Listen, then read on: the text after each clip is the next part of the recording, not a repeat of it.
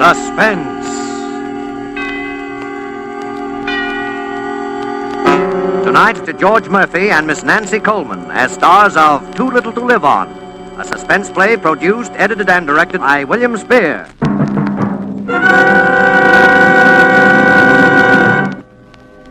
I don't know whether we ever thought about it before this morning or not. Might have crossed our minds sometime, one or the other of us. I don't know. But we never talked about it. Never. Never before this morning. Then this morning, everything just seemed to come to a head. Every little thing that had happened all those months and years just seemed to pile up at once. It just seemed as though this morning was the last straw. Hi, honey. Hello, darling. And breakfast is there keeping warm on the back of the stove. I'd get it for you, but I'm already late with his. Oh, that's all right. You better hurry, though. Oh, I'm not going to the office today. You're not? No, he wants me to stick around. Don't you remember his lawyer's dropping in sometime today, only he doesn't know when? At least, that's his story. Well, maybe he really doesn't know. Oh, he knows all right. Not that it matters much. I don't have any appointments today anyway. People around here wouldn't have their teeth fixed if you paid them to. They can't help it if they're poor, Dave. Well, I didn't say they could. I just said that they can't afford to go to the dentist. And it happens that I'm the dentist they can't afford to go to. Oh, darling, there ought to be some way we can move to another neighborhood so at least you can start building a decent practice. Sure. How? With what? I know. With Uncle Ed's money. When we get it. At least that's what we've been telling ourselves for the past 3 years. Well, couldn't we talk to him? Couldn't we make him see that... Oh, you know how much chance there is of that. He likes to see us having it tough. He likes to have us depending on that money. That's all he lives for. He'll probably live to be 100. Oh, we've just got to be patient, Dave. Oh, there he is. He's up. I've got to hurry. You'd think at least he'd spend enough dough to have some decent tires put on that wheelchair of his, so it wouldn't bump around over our heads like a 10-ton truck day and night. Well, I suppose we ought to be thankful he doesn't spend his money in the way. Have you seen him this morning? Uh-huh. How's he feeling? About the same, I guess.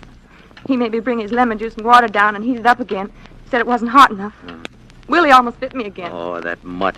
Oh, doggy is getting old. I suppose he can't help it. Any more than Uncle Ed. They could both help it. He wants it that way. He gets a kick out of it. Because now it's gotten so we even have to kowtow to a snarling little mutt. And he sits there and laughs at us. Well, we've just got to be patient, Dave. Well, one thing. When we get that $30,000, we sure will have earned it. Dave. Yeah? What about the lawyer? Well, what about it? Well, I mean, what do you suppose it means? Well, what should it mean? He's always getting the old fool over every 3 or 4 months and going into some kind of a huddle. Why should he want you here? Well, how should I know? Maybe he needs both of us as witnesses or something. You know, he's been talking an awful lot about that orphanage over in Brooklyn. Well, sure. Last winter, all he could talk about was some filing home for stray dogs down in Pennsylvania. Oh, he's just cracking the whip, that's all, to see us jump. Oh, Dave, if he was to change his will now after all we've been through it... Oh, don't worry. He won't. Oh, there he goes. He's coming for his breakfast. Coming right up, Uncle Ed. Let's see. Oatmeal, toast. Oh, I hope I have his eggs right. Get the coffee off the back of the stove, darling, while I get a cup. Okay. Oh! Oh, it's all right. It's all right, honey. It was only a cup. Oh, I know it's only that, but sometimes he makes me so nervous I feel as though I was going crazy. Take it easy. Take it easy, honey. Here, let me get the tray. No, I'm all right now. Let's see. Well, there's a pan of milk warming on the stove. Fill this bowl about half full and break up a handful of those little dog biscuits in it. Okay. Let's see. Sugar, salt, pepper, cream. All right, come on. Open the door for me, will you, darling? Here, I'll carry the tray. Oh, no, he likes to have me bring it. Well, what's the difference? Oh, don't ask me, Dave. Oh, the paper. Oh, you got it. Well, look, I haven't read the paper yet myself. Shh, you can read it later. Come on. Here's your breakfast, Uncle Ed. All right.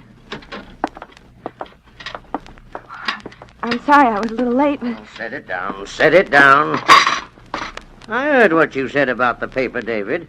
It's getting so you can begrudge a little thing like that to a helpless invalid. I don't begrudge it, Uncle Ed. So Here's your important for paper. you to read the paper, why don't you subscribe for 2 of them? Well, I'm afraid the budget in this family won't stand for little luxuries like that. Oh, when I was your age, I had my first $1,000 in the bank. Well, things were a little different in those days, Uncle Ed. I was a little different. That's what the difference was. Set Willie's breakfast down for him, Myra. No, not there. Over by his bed where he can get at it. Yes, Uncle Ed.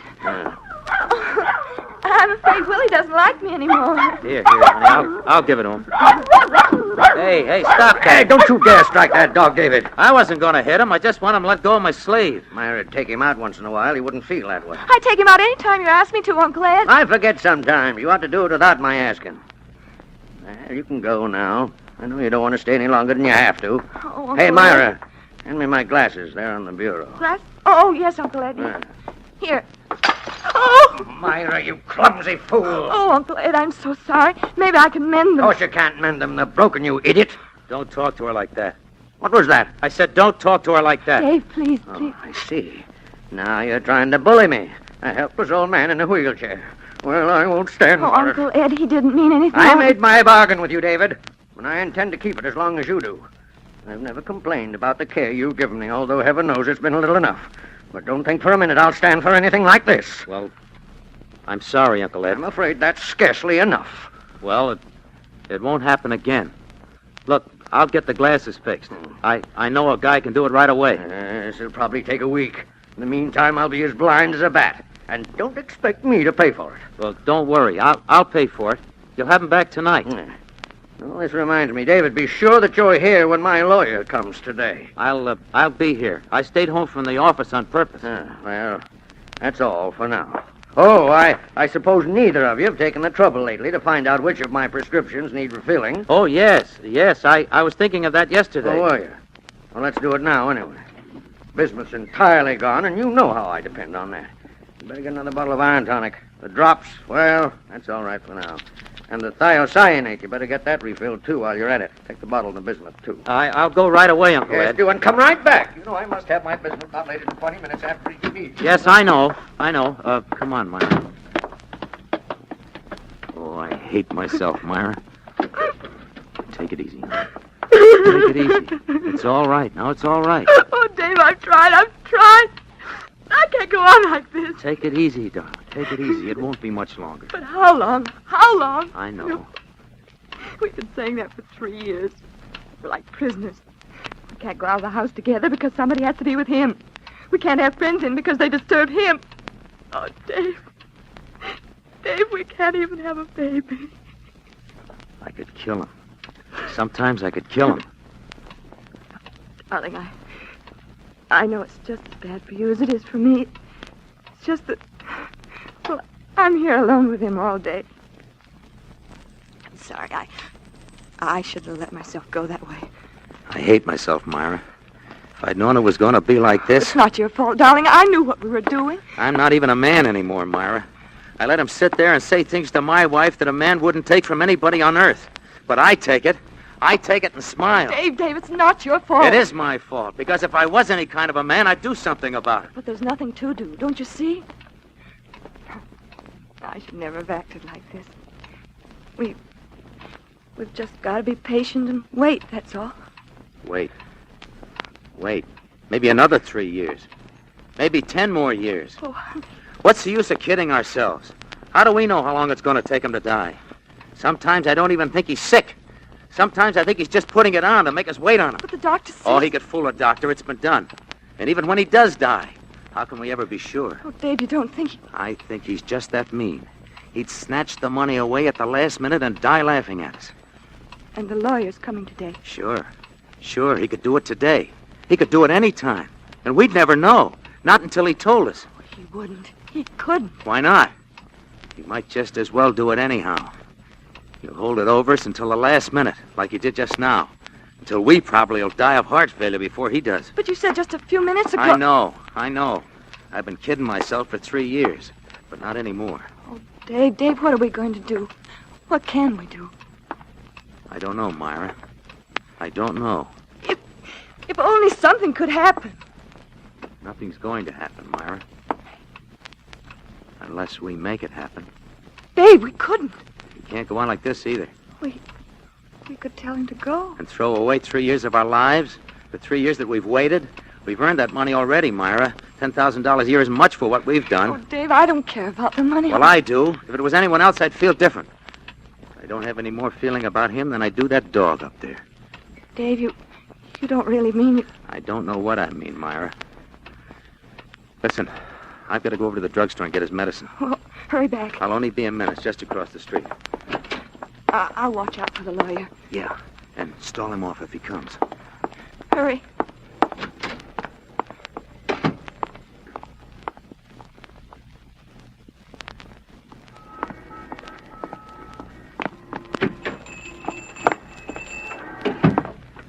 Hello, Mr. Herman. Well, Dr. O'Connor, you come for your regular batch of medicines, I suppose. That's right. How is he, Dr. O'Connor? Better, I hope? Well, I'm afraid he's been having a little pain lately. Oh, that's too bad. He's such a courageous old man, so cheerful. Every time I go by, he's sitting up there by his window, he waves. Mm-hmm. Always he sends his little remembrance at Christmas. Yes, your uncle's a real gentleman. Yes, that's right. Well, what'll it be today? The iron tonic and the bismuth, 100 tablets. Mm-hmm. And, yes, would you refill the thiocyanate prescription? Here, I brought the bottles. All right, I'll get it for you right away. You got a prescription for the thiocyanate, a new one? No, but I'll sign it. Oh, sure, that's right. You can sign it. You know how it is, Doctor. We got to be careful of these things. You better give me the big tablets this time. Sure thing. You reach just over the counter, you'll find a prescription blank. Oh. Just below there. You got it? Yeah, thanks. Oh, there we are. Don't bother to wrap it. All right. That's $4.87. Here, I've got it even. Thanks. Oh, thank you, Dr. O'Connor.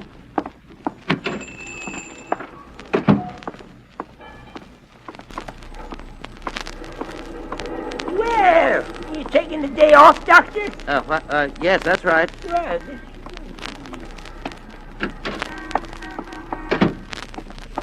Dave? Yeah. The lawyer come? No. Come on in the kitchen.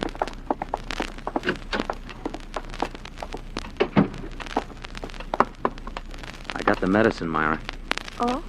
Myra, do you know what these things are that he's been taking? No, not exactly. Well, this is bismuth. The stuff he takes after every meal. 3 or 4 of them.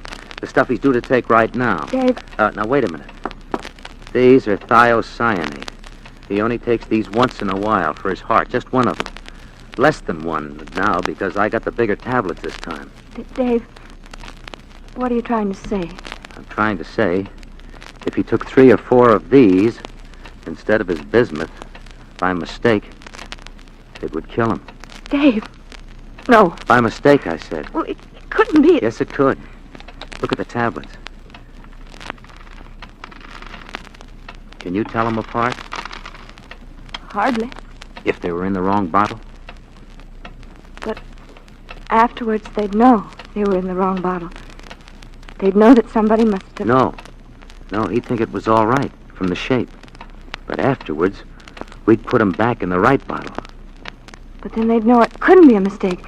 They'd know he could read right on the bottle from the label. No, they wouldn't. They'd know he couldn't read the label. They'd know he couldn't read anything.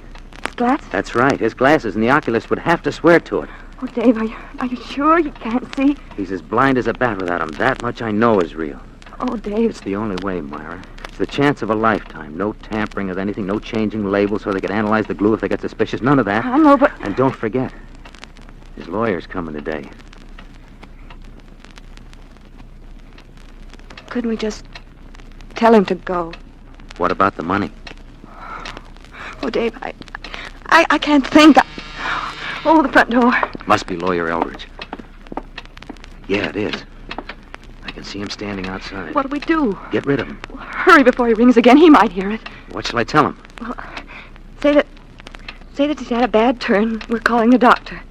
Then if he asks any questions any time, we could say it was... Oh. Yeah. All right.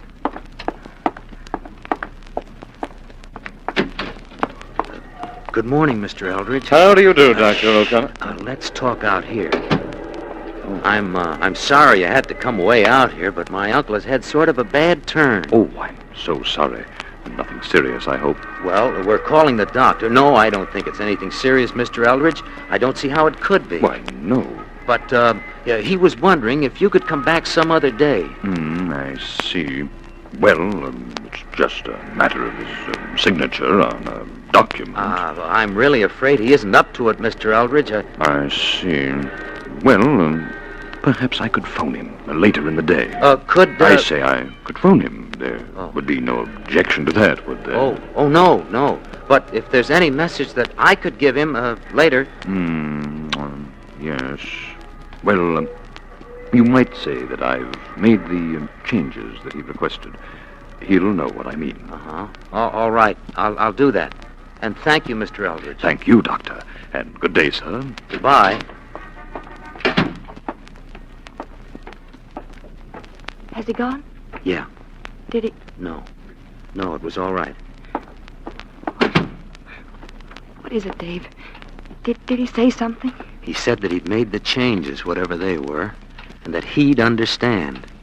He said that all he wanted was his signature on some document. His will? He didn't say that. Oh. It's now or never, Myra. Oh, Dave. Let me just think for a minute. Well, what's the use? Yes, I suppose. Well, what about it? Yes. All right. Okay.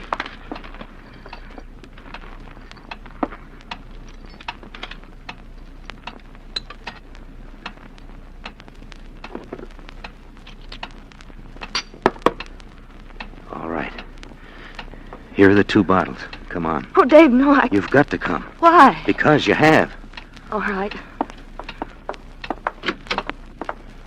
You don't have to say anything. All right.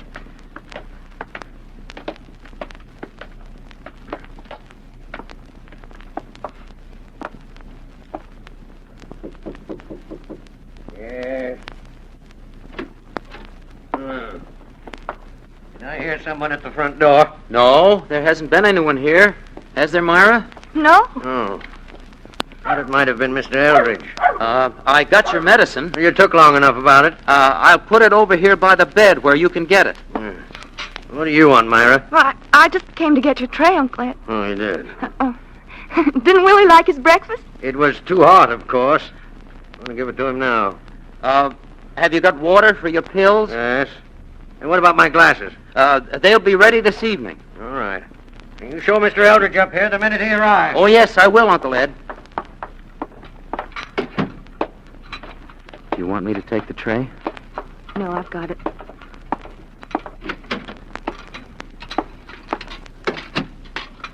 Oh, Dave, how could we?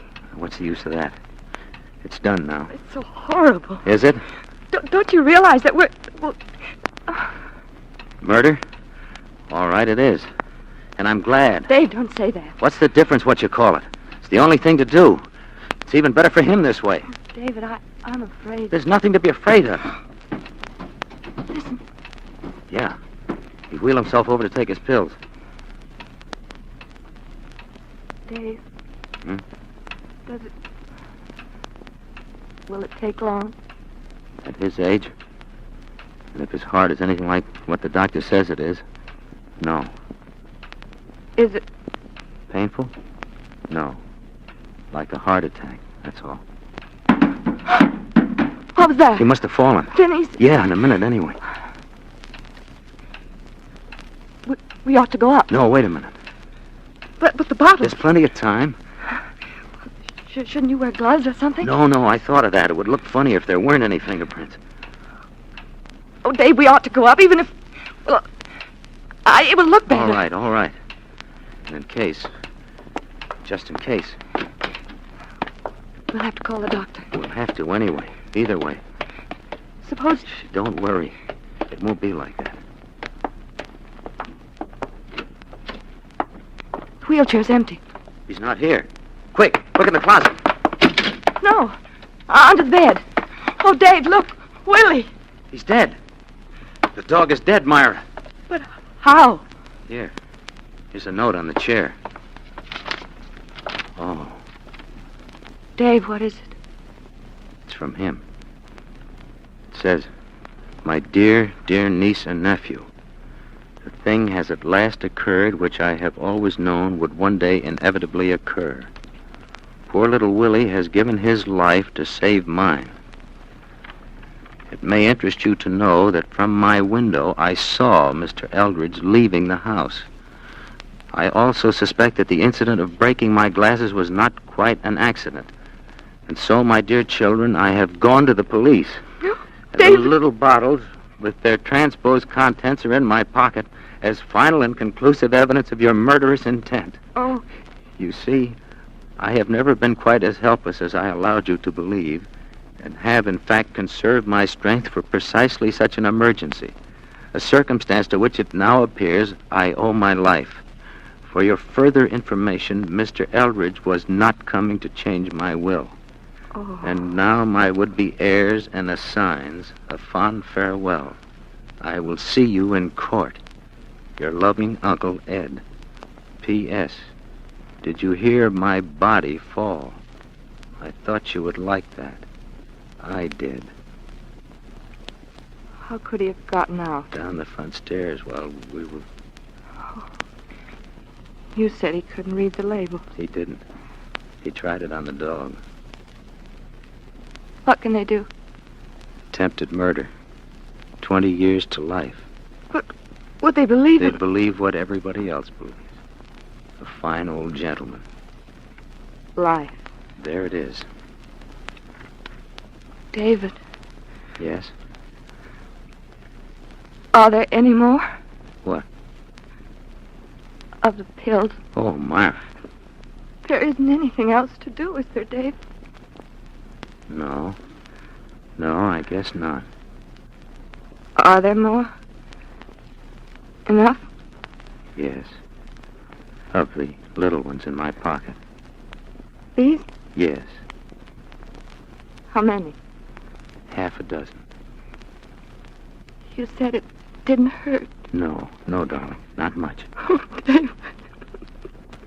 I did so want to have children. The front door. Oh, they're here. You'd better go down so they'll leave us alone. Give us time. All right. Goodbye, Myra. No, wait. Go on. Go on. Goodbye.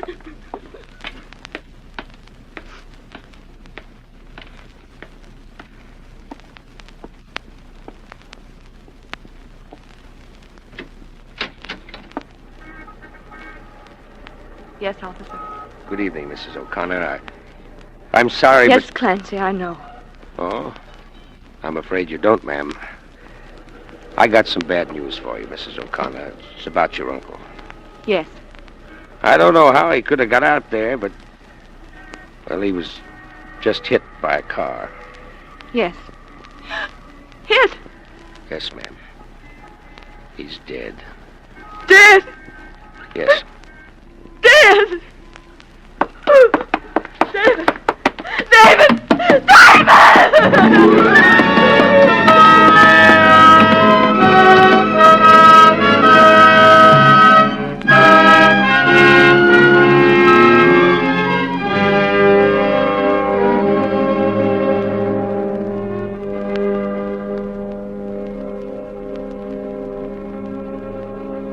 That's all. I tried, but they stopped me. David had died before I got there. That's all.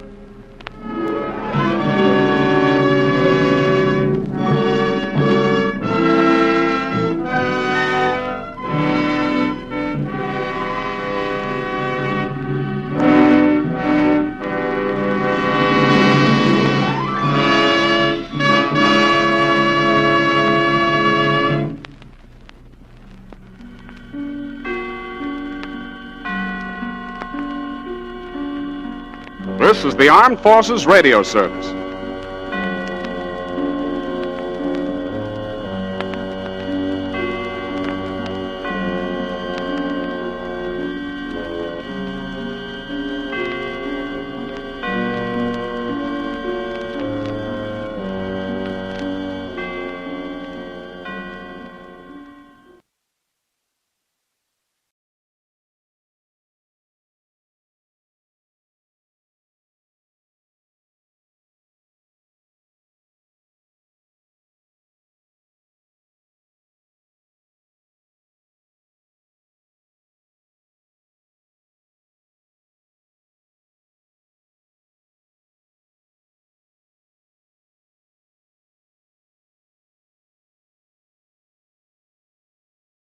Now, Roma Wines, R-O-M-A. made in California for enjoyment throughout the world. Roma Wines present Suspense. Tonight, Roma Wines bring you Miss June Dupre as star of Your Devoted Wife, a suspense play produced, edited, and directed for Roma Wines by William Spear. Suspense, radio's outstanding theater of thrills, is presented for your enjoyment by Roma Wines. That's R-O-M-A, Roma Wines.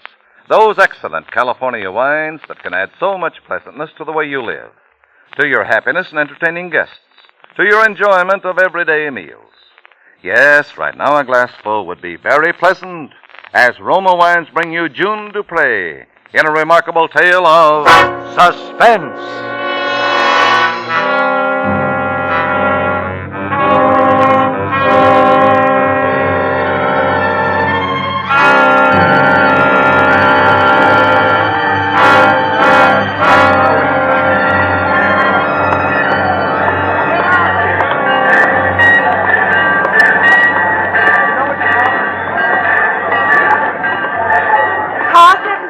This is it. Now, do be careful when you lift him, won't you? Yes, ma'am. You there on the end, keep his body higher. Oh, please watch. I'm doing my Oh, best. do look, that step's terribly high. Where is that porter? What compartment, lady? What? Oh dear. 1 minute. Hey, now look, he's not too light, lady. Yes, I know. Here it is. Compartment E. No, I guess that's down at the other end of the car. Now wait for me.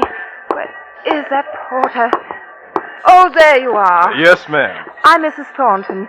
This is my husband. He's very ill. Yes, ma'am. You're in compartment E. The bed's made up. Oh, thank you. Please keep him covered well. This way, please. And do be careful when you lift him from the stretcher. I'll attend to that, ma'am. Lift him from under his arms. Easy now. Easy. Watch the door. Right in here, please. Lay it right down there. That's fine. Are you certain there are plenty of blankets? Yes, ma'am. You can have more if you like. Well, I guess that's all. Yes, thank you very much. Oh, yes. Will you tell Dr. Stevens everything went well? Yes, ma'am. Goodbye. Goodbye. I'm the porter for this car, ma'am. I'll be with the car to Chicago. Just ring if you want anything. I'll remember. That'll be all for now. Yes, ma'am. I do wish we'd start. So stuffy in here. What was that? Oh, Martin, you startled me. Where are we? How are you, darling? Did you rest well? I'm all right.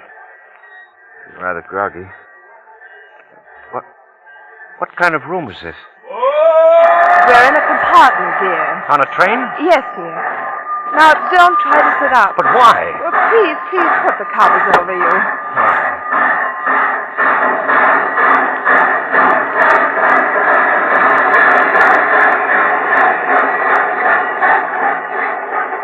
Another one of your tricks, Melissa?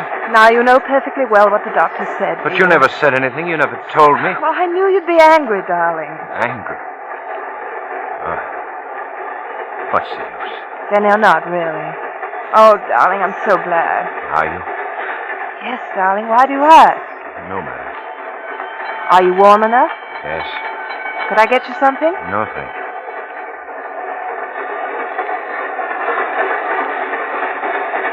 I detest train rides. I would have made plane reservations only. Only it would have been difficult to prop a drug man up in a seat. Oh, Martin. It's the truth, isn't it? I don't know what you mean. But you do know I was carried on this train. You do know you gave me sleeping pills to Oh, you're ill, darling. Very ill. You've done a wonderful job. A very skillful planner. You ought to be congratulated. The doctor told me to give you those sleeping pills when you didn't rest well. Come now, Melissa. Have I complained lately? Well, no. But I can tell you're restless in your sleep. Oh? How did you determine that?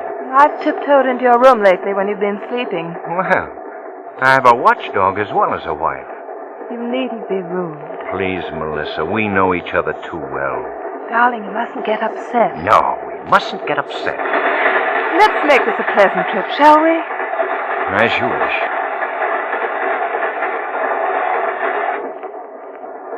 Well,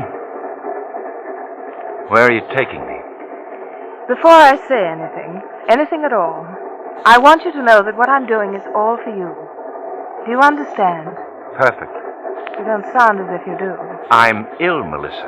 Remember? You can be most exasperating at times, Martin. Quit stalling. Let's have it. Well, the doctor told me there's a chance, and a good one, that the clinic he recommended could determine exactly what's the matter with you. Oh? Perhaps even cure you. I think not. Oh, darling, why don't you try? You do want to live, don't you? I don't know why. What did you say, dear? I said I'll try. There, you see? If you'll just make a little effort, then... How long am I going to be cooped up in this thing? We'll be in Chicago tomorrow and take you right to the clinic.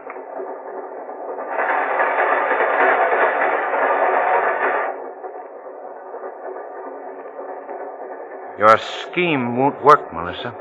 What on earth do you mean? What scheme, dear? Yes? Tickets, please. Yes, one moment. Promise me you'll behave. Go ahead. Get him the tickets. Oh, your tickets, please? I'll come outside with you. Oh. Here they are. Oh, thank you. Well, you won't change trains, madam. This will be your car on through. Oh, thank you. Oh, I understand your husband's very ill. Yes, very. If there's anything I can do... No, there's nothing one can do. But Yes? if my husband should happen to see you... Oh, it's so embarrassing for me to have to say this. I understand, madam. My husband... It's not a physical condition. If during the journey anything out of the ordinary should happen... Yes? Of course, I'm not saying that it will. Oh, But if it does, just disregard it. You might explain to the porter also. certainly. You see, my dear husband is insane.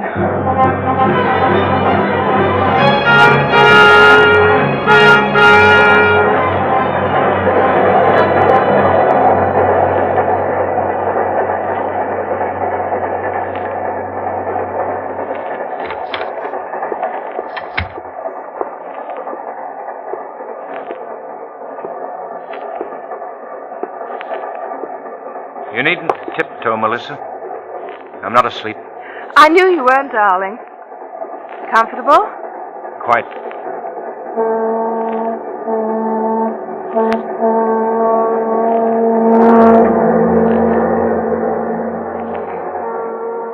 What took you so long?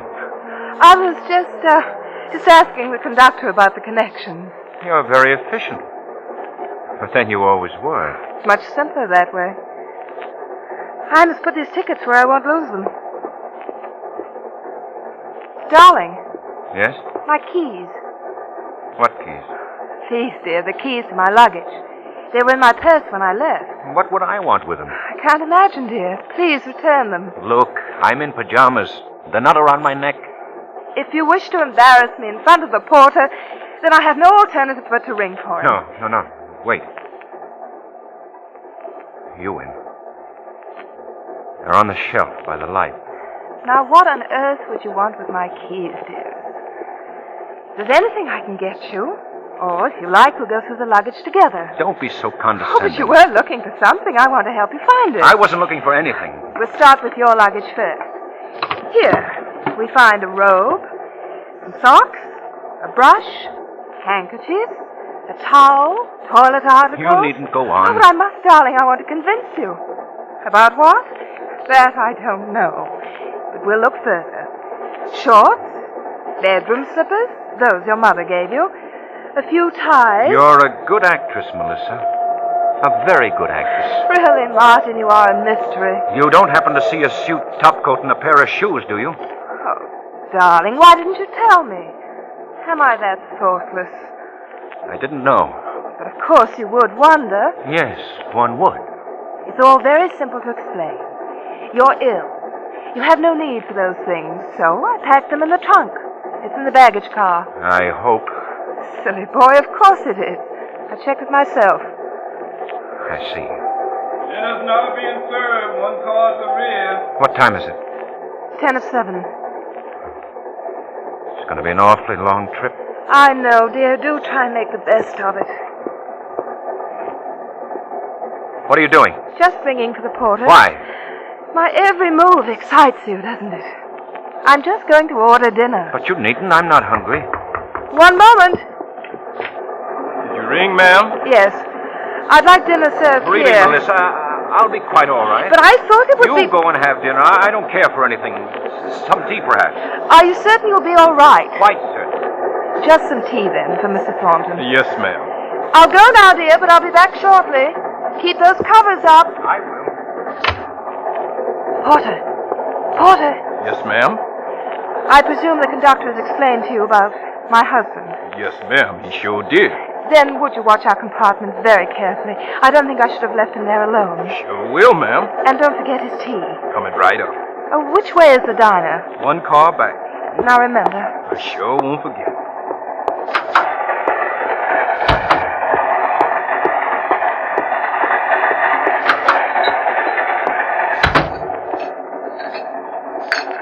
Table for one, please. I'm alone. Thornton, your husband, come quick. What's happened? He's gone, ma'am. He just ain't there. I went to get the tea and... Oh, he couldn't. He couldn't be. Did you look thoroughly? Look, ma'am, he sure enough ain't here. Are all these compartments filled? Yes, ma'am. Well, don't stand there. Do something. I'll go back through again. No, you stay here. I'll go to the front of the car. Yes, ma'am. He couldn't have gone far. He wouldn't dare try anything. He's alive. He's got to be. He couldn't die now. Not now. Martin! Martin! Don't come! Keep away from me! Let go of me, you stupid woman! Somebody, please help me! Go of me! Go on! I'm all right. Let's get out of here. Martin, darling. What were you thinking of? I can't breathe. Help me, Porter. Yes, ma'am. Easy now, ma'am. Martin, I faint. Such a shock. What a foolish thing to try. I'm sorry, Melissa. Guess it was. Thank you, Porter. That'll be all. Yes, sir. There now. Please lie down. I'm all right. Here, drink this. More sleeping pills? Yes. You're such a faithful wife, Melissa. I couldn't be otherwise. And you want me to live so badly. I do, Martin. So very badly. I wonder why.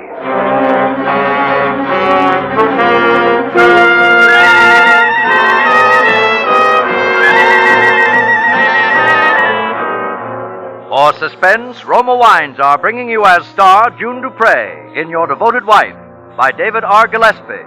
Roma Wines' presentation tonight in radio's outstanding theater of thrills, Suspense.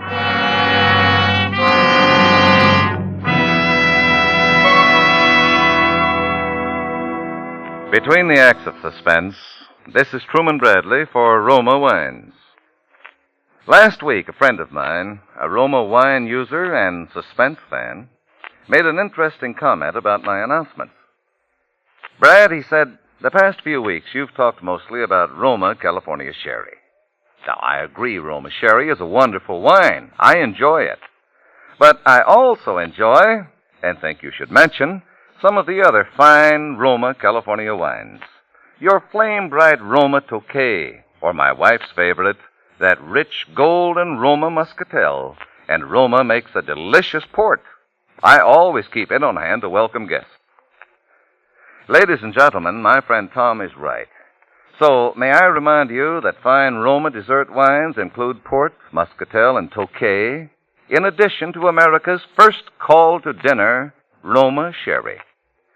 And for those who enjoy vermouth, with or without soda, in fact, any way, Roma features two great vermouths, both dry and sweet. Vermouths, zestful and full-flavored, with almost 100 rare herbs. Remember, you'll like your favorite wine better by Roma. For Roma, America's greatest vintner, with unmatched wine-making resources, gives you unvarying taste goodness at reasonable cost. That's why more Americans enjoy Roma than any other wine. And now, Roma Wines bring back to our Hollywood soundstage June Dupre as Melissa Thornton with William Johnstone as her husband, Martin Thornton, in Your Devoted Wife, a tale well calculated to keep you in suspense.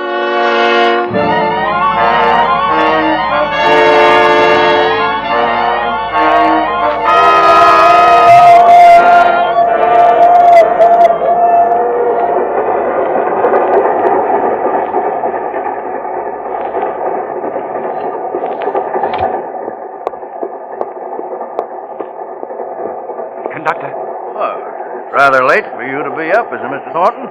Yes, I couldn't sleep. I help you? Yes, you can. When is our next stop? Well, let me see. Oh, we're due in Minnewanka at 2:32, running a few minutes late. Just about 20 minutes. There's a telegraph station. I mean, we can send a wire? Of course. It's very important that this message gets to Chicago immediately. I wonder if it would be possible for you to get off the train and... Could you... Now, Mr. Thornton. Can't your wife send it? No, she's asleep. I don't want to bother her. I see. Well, all right, give it to me. I'll have the porter drop it off. Yes. You see, I have it written. Here it is. All right, I'll send it as soon as we stop. Thank you very much. Not at all. Good night. Good night.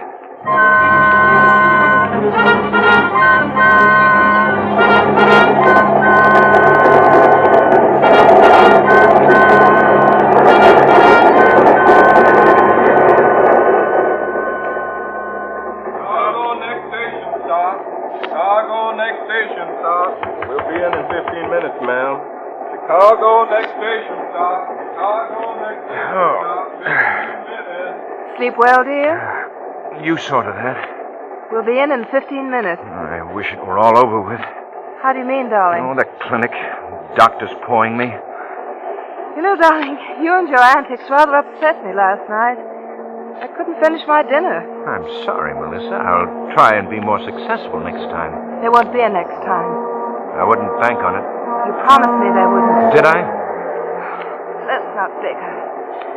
I do so want you to get better, to be strong and happy again. You're going to some lengths to accomplish that, aren't you? No more than a devoted wife would.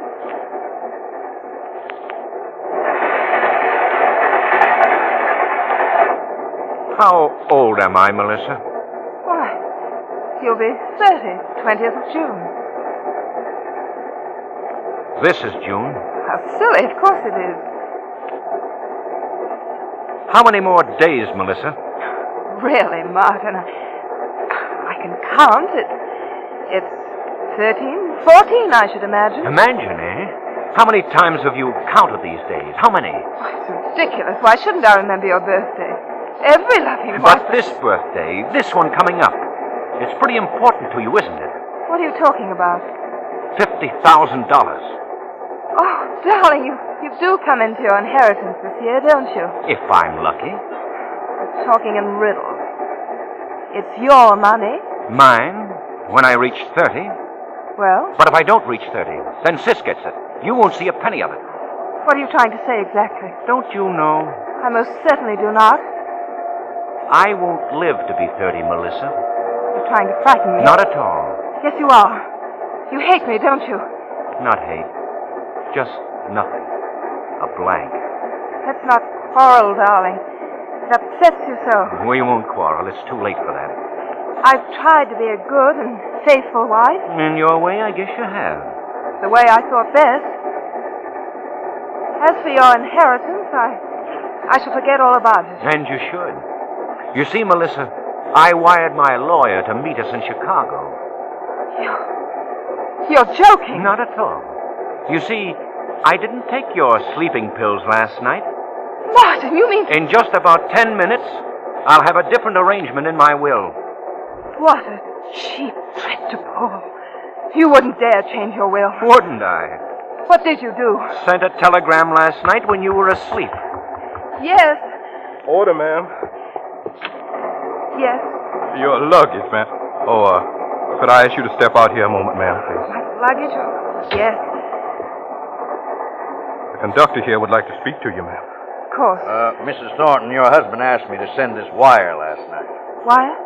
Yes. Well, knowing about what you told me, his mind, I mean... Yes? I didn't send it. You didn't? May I have it? Certainly. Meet Sunset Limited in Chicago Thursday noon, June 7th. Don't fail. Bring copy of my will. Compartment E, car 79. Signed Martin. That's it. You've done me a great favor. I hope I did right. You most certainly did. Thank you. Not at all. What's wrong? Nothing, darling. Nothing at all. What took you so long? The porter was showing me where our luggage would be on leaving the train. Oh. Darling, look at you. Now you must keep covered up. And we aren't going to quarrel anymore. Everything's going to be just fine. Just fine. We're coming in now, ma'am. Please call on me for assistance from Mr. Martin. Thank you, porter. We wouldn't want anything to happen to Mr. Martin now, would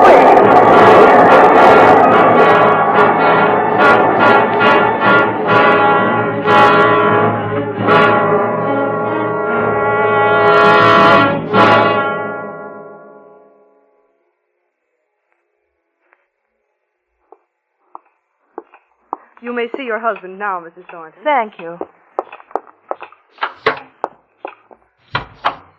Happy birthday, darling. Even flowers. Aren't they lovely? Very. Well, when will you know? You mean, when will we know? That's right. I, too, get a verdict. It's foolish of you to have me go through the clinic, too. It did no harm. Oh, such a waste of time. Come in. Here's Doctor now. Thank you. Darling, no matter what the verdict, you must be brave. I'll do my best. Well. Good morning, Doctor. Good morning. Good morning, good morning. Please sit down, Mrs. Thornton. Thank you. Well, I don't know quite how to start. Let's have it, Doctor. Well, Mr. Thornton, I'll be brief. All of the tests and every diagnosis made indicate that there's absolutely nothing organically wrong with you. Nothing wrong? That's what he said, Melissa. Aren't you happy? Yes. Yes, of course. Well, that's that. Thank you very much, Doctor. Mrs. Thornton, Yes? wouldn't you like to hear your diagnosis? I'd completely forgotten. Of course. Please sit down, Mrs. Thornton. Thank you. Mrs. Thornton, if you're careful, and by that I mean careful, you will have at the most 30 days more to live.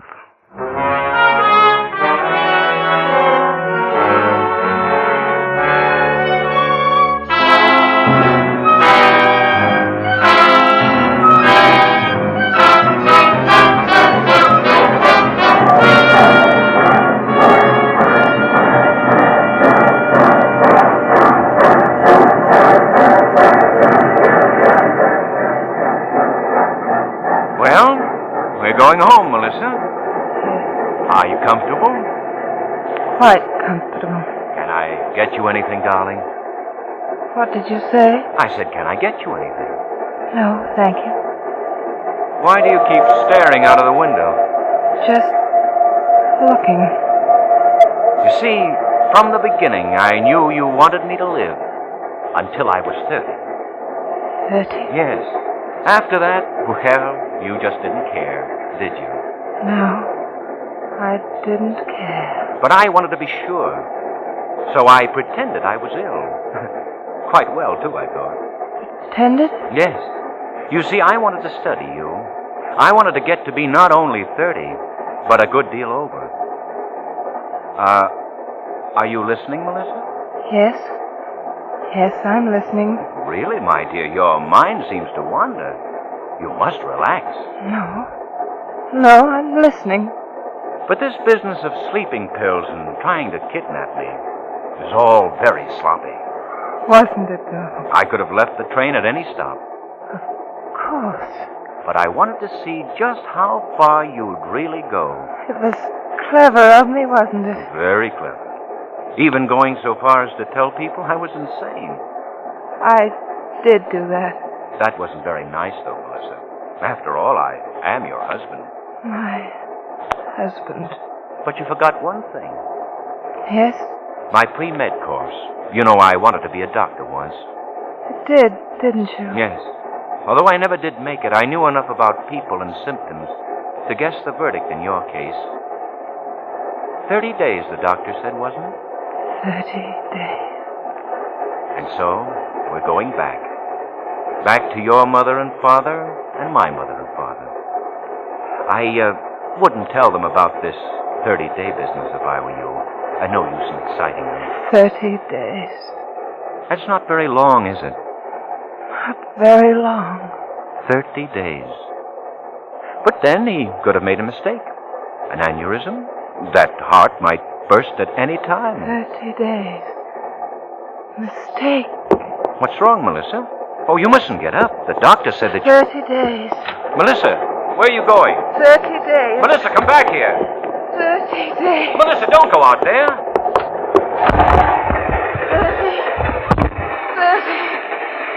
30. Don't open that door. We're on a trestle. 30. Don't jump, Melissa. Don't jump. 30.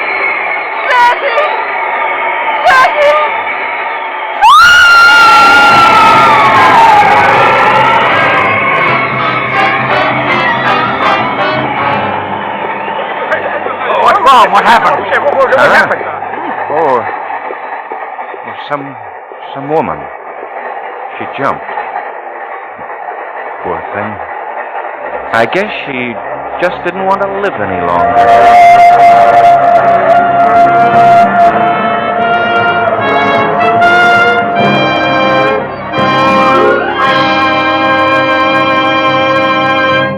Suspense. Presented ROMA. Made in California for enjoyment throughout the world. Before we hear again from June Dupre, star of Your Devoted Wife, tonight's suspense play, this is Truman Bradley for Roma Wines. Everyone agrees that for a wedding, no other wine will do but champagne. And Roma California Champagne, as discriminating wine users know, makes it possible for everyone to enjoy the taste luxury of truly fine champagne at reasonable cost. So, if there's a wedding or anniversary on your June calendar, make it a sparkling golden moment with the pale gold bubbling brilliance of Roma California Champagne. Yes, Roma Champagne or Roma California Sparkling Burgundy add elegance and graciousness to any occasion, be it wedding, anniversary, birthday, or other happy event. And because Roma is America's greatest vintner, with years of winemaking skill and resources unmatched in America, Roma brings you fine champagne at reasonable cost. So insist on Roma, R-O-M-A, Roma wines. This is June Dupre. It's always an exciting experience to make an appearance on Suspense, a longtime favorite of mine. Next Thursday, you will hear a remarkably talented new young actor, recently out of Uncle Sam's Navy and newly arrived in Hollywood to begin what I'm sure will be a brilliant film career. That'll be Elliot Reed, who will appear as star in a suspense play which all takes place on a bus making a return trip from a state insane asylum. I know you won't want to miss it. Thank you. June Dupre will soon be seen in the Paramount production Calcutta. Next Thursday, same time, Roma Wines will bring you Mr. Elliot Reed as star of Suspense, radio's outstanding theater of thrills.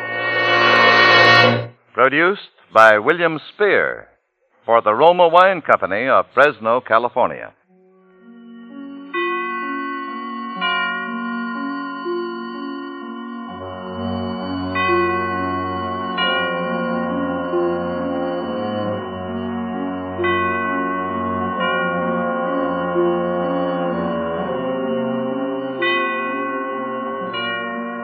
This is CBS, the Columbia Broadcasting System.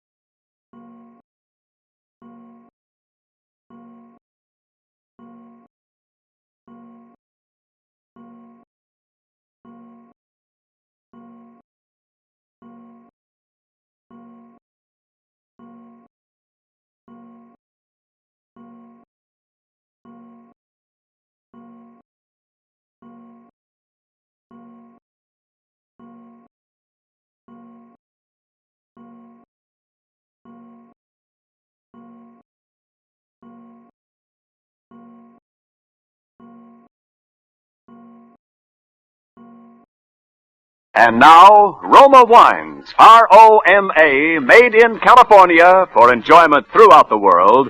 Roma Wines present Suspense. Tonight, Roma Wines bring you Mr. Gene Lockhart as star of Statement of Employee Henry Wilson, a suspense play produced, edited, and directed for Roma Wines by William Spear. Suspense, radio's outstanding theater of thrills, is presented for your enjoyment by Roma Wines. That's R-O-M-A, Roma Wines. Those excellent California wines that can add so much pleasantness to the way you live, to your happiness in entertaining guests, to your enjoyment of everyday meals.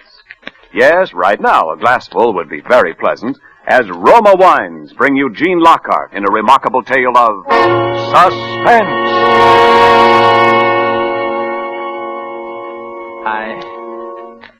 I was aware that I was trembling. I tried walking slowly back and forth in front of the desk, but even in motion my knees felt weak and my whole body shook. Why was it always I who trembled, and never this pompous insect sitting in front of me? His voice was cool and mocking. His voice was clear and hard. I sympathize with you, of course, Wilson, but the error must be brought to Mr. Larkin's attention. That's quite a big mistake there. Quite a costly mistake. Mr. Larkin must know. In the morning. He wouldn't cover it up. I knew that. Since 1938, I'd been working there, enjoying the work, liking the people. Then he had come, 2 years ago. Have you ever stood quietly by and watched someone rob your house or steal your pocketbook? I was helpless. He was ambitious. He was clever, and he was fluent. And as of tonight, I was his subordinate. 2 years against 10 years. Around the office, I had a reputation for being casual and carefree, but I hated this man. Every inch of me hated this man. It wasn't a new hatred. Of course, there's no question of your honesty. His voice was patronizing, the patient teacher and the unruly pupil. I hated him. He smiled up at me and waved his hand in dismissal. He almost brushed a small iron vase off the top of the desk with a gesture. I'd seen that vase so often, but I'd never seen it out of the eyes that I was looking at it with now. Good night, Wilson. Good night, I said. Good night, clever boy. I walked out into the corridor and rang for the elevator. Terrible night, ain't it, Mr. Wilson? I heard the boy talking, like he was yelling from some distant mountain at me. He was talking and I was answering, but what either of us was saying, I didn't know. I was thinking of something else. And then I heard him say something very clearly. Hey, what do you know? It's 11:30 already. Say, you've had a long day today, Mr. Wilson. Yes. Mr. Dodds is still in his office. You might drop in and see if he wants anything. I think he'd be very grateful. Oh, I will, sir. I certainly will. Yeah, it'll help pass the time. I walked out of the lobby and came back into the building again when the boy got into the elevator. 4 flights up. I took the stairs slowly. I was in no rush. I must let the boy get out of the room first. He said the nights passed slowly. This one wouldn't, and yet there'd be an eternity compressed in it. When I got to the 4th floor, I stopped at the top of the stairs and watched the door to Dodd's office. The elevator was parked at the floor, so I knew the boy was in the room. A short while later, he came out, and I crouched back in the shadows until he'd gone down in the car. And then I walked into Dodd's waiting room. Who's there? I called out my name and entered the office proper. Yes, what is it, Wilson?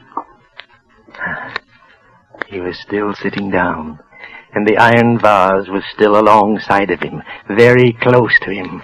I started to talk. I don't know what about. Business, things in general. I've quite forgotten. I reached across and picked up the iron vase casually, very casually. But his eyes went wild suddenly, and he jumped, and I hit him square on the top of the head with the vase. He started to slump back in the chair. I hit him again, hard, and again, and again. A red streak ran across his forehead, and he lay still. I put my hand against his heart. For a moment there was a soft beating, then I could feel nothing.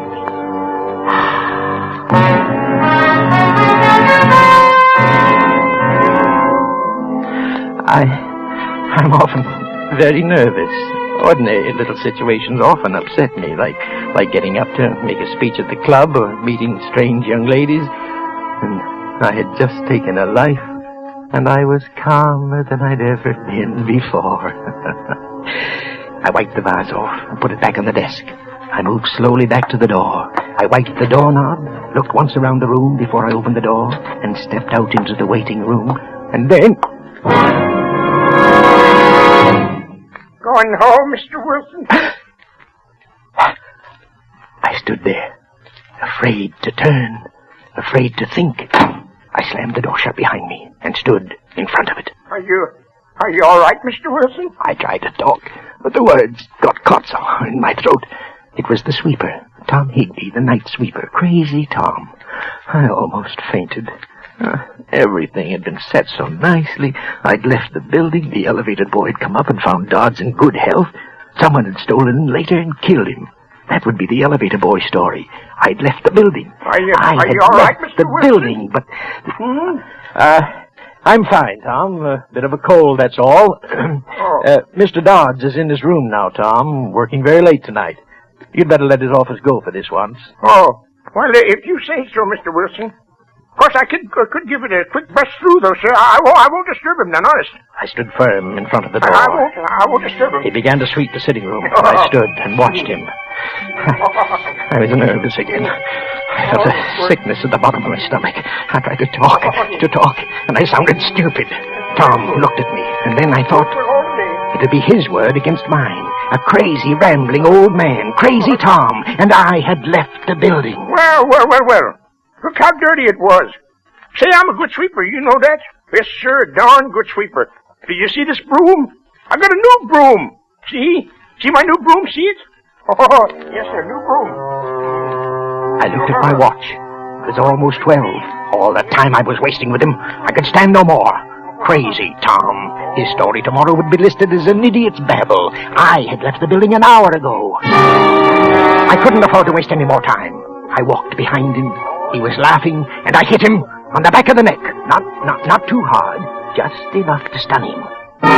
He pitched forward onto the floor. I dragged him into Dodds' office. I lifted him into the chair facing Dodds. I brought his new broom in from the sitting room, leaned it against the desk in front of Dodds. I took the iron vase, and I curled Tom's hands around it for the fingerprints and dropped it at his feet. Crazy Tom. An insult, a fight, a killing.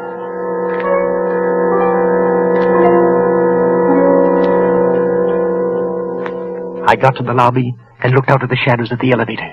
The boy was sitting on a chair outside the car, asleep. I came out of the darkness, and I went quickly toward the street and began to walk, rapidly. Then I had a sudden idea.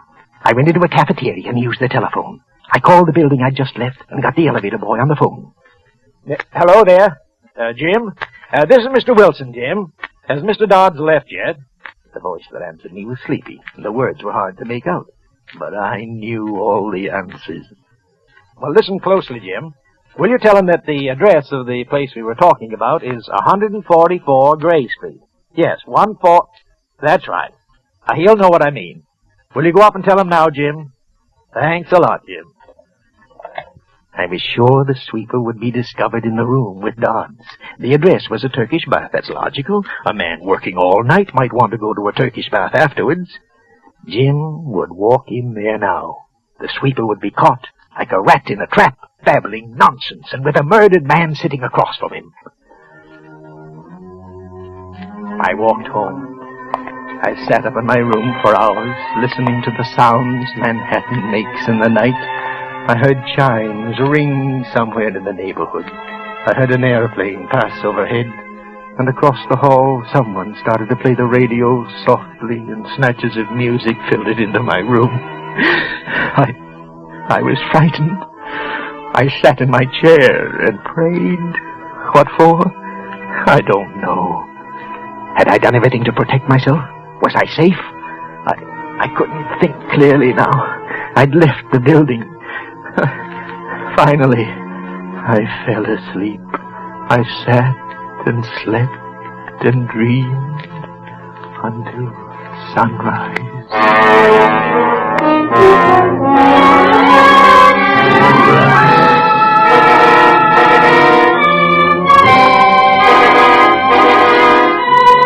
For Suspense, Roma Wines are bringing you Gene Lockhart in Statement of Employee Henry Wilson, a radio play by John Shaw. Roma Wines' presentation tonight in radio's outstanding theater of thrills, Suspense.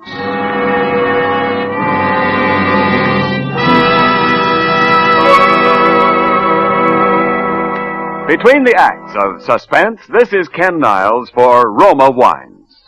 Right now, in sunny California's famed wine grape districts of Napa, Sonoma, Lodi, and San Joaquin, wine growers are picking nature's grape treasure. To bring you better tasting wines, each year Roma, America's greatest vintner, starts with the choicest grapes obtainable. This year, as always, Roma is crushing from the prized grapes of California's finest vineyards. Patiently, unhurriedly, the vast, succulent grape treasure is guided to tempting perfection by Roma's unmatched skill and resources. Then, along with Roma wines of years before, this abundance of taste richness awaits selection from the world's greatest wine reserves for your pleasure. And whatever your pleasure may be, an afternoon or evening party, a dinner or carefree evening at home, you'll find there's a Roma California wine to enrich the occasion. For pleasant entertaining, enjoy gold, mellow Roma Muscatel, or serve fragrant nut-like Roma Sherry. Perfect first call for dinner. And to provide tasteful luxury at your dinner table, delicious Roma California Burgundy or Sauterne. Remember, more Americans enjoy Roma than any other wine. So insist on Roma, R-O-M-A, Roma wine. Largest selling wine in all history. And now, Roma Wines bring back to our Hollywood soundstage Gene Lockhart in Statement of Employee Henry Wilson, a narrative well calculated to keep you in suspense.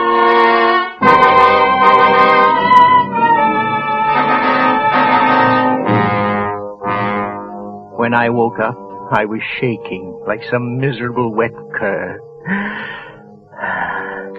I tried breathing deeply. Somewhere I'd read that deep breathing killed that scared feeling. What was I frightened about? I was safe. I was completely safe. But when I left the house, I was still shaking. I walked all the way around the block the building was on before I went inside. On the floor where my office was, I saw a policeman, then another, and then the world was bounded by a ring of police and plainclothes men. They assembled all of us in the president's office, and one of them, a sharp, alert young man, began to talk. Last night an attempt was made on the life of one of your associates, Mr. Charles Dodds. Oh, no! A murmur ran around the room. I was talking with the rest, being surprised with the rest. But what did he mean, an attempt? This was a trick.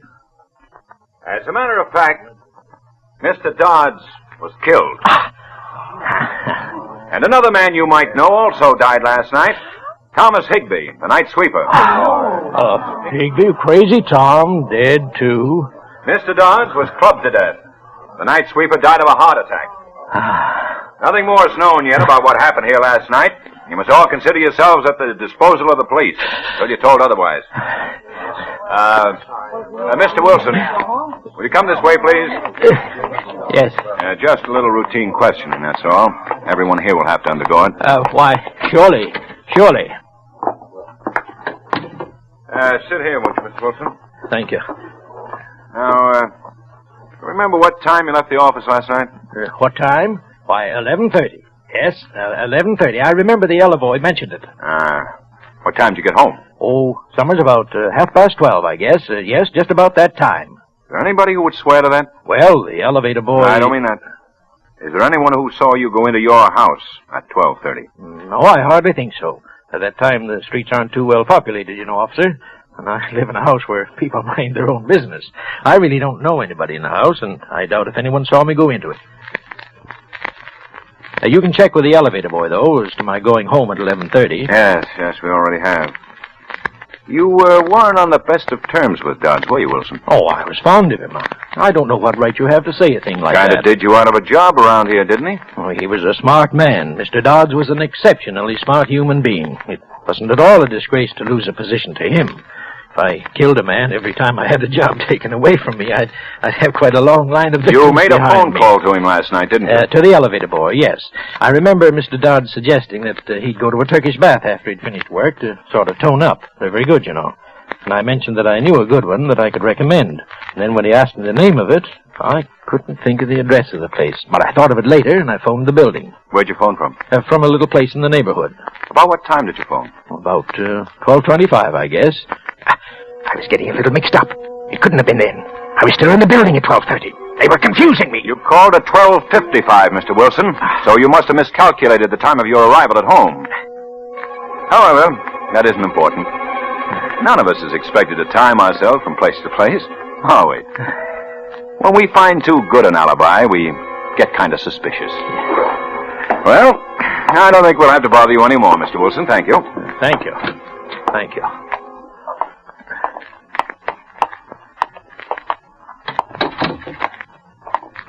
Oh, hello there, Wilson. Very sad, this business, very sad. Yes, Mr. Larkin, yes, sir. But we must go on. Mr. Dodds would want it that way. Yes, sir, he would. It's a responsible job he had, Wilson. You've been with us long enough to know that. Yes, sir. You, think you can handle it? Well, sir, Yes, sir, I think I can. Good. Get your stuff together and take over Dodd's old office.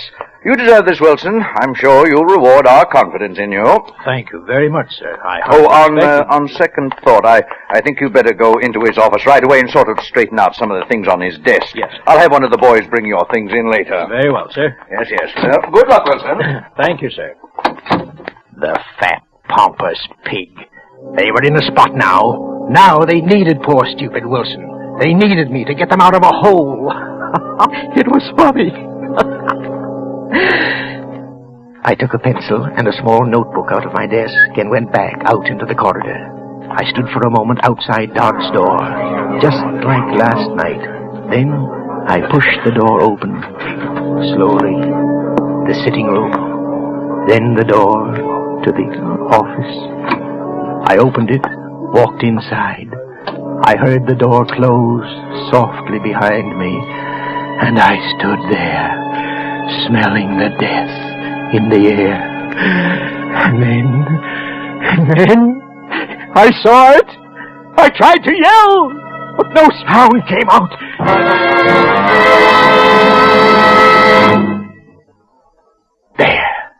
There, in front of me, sitting in the chair where I'd popped him last night, was Tom Higby. His eyes open, his expression blank and staring, and at his feet was the broom and the vase, the same new broom, the same iron vase. Dodds was all that was missing. I turned. I bolted out into the hall.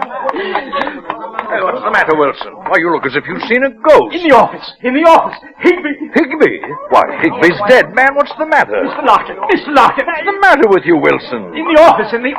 What? Nothing's the matter in here. I walked in after him. There was nothing there. Nothing. No Higby. No broom. No iron vase. But I'd seen them. Was I going crazy? Was I beginning to go mad? I felt Larkin's pat on my shoulder. He murmured something about everybody being a little touchy, a little jumpy. Then he left, and I was alone in the room. Be careful. Be careful. Be careful. I stood and stared at the desk and at the chair. No one was there. No one could have been there. My imagination. What? Oh, I beg your pardon. Not at all. I seem to be in the wrong room. I'm Mrs. Charles Dodds. Oh. looking for that young detective. He doesn't seem to be out here. I believe he's in the end room questioning the employees. Oh, yes. Then I don't suppose he'll be able to see me for a little while. Do you mind if I wait for him here? Well, Thank you so much. Excuse me just a second. Frank, will you tell the detective that Mrs. Dodds is waiting for him in my new office?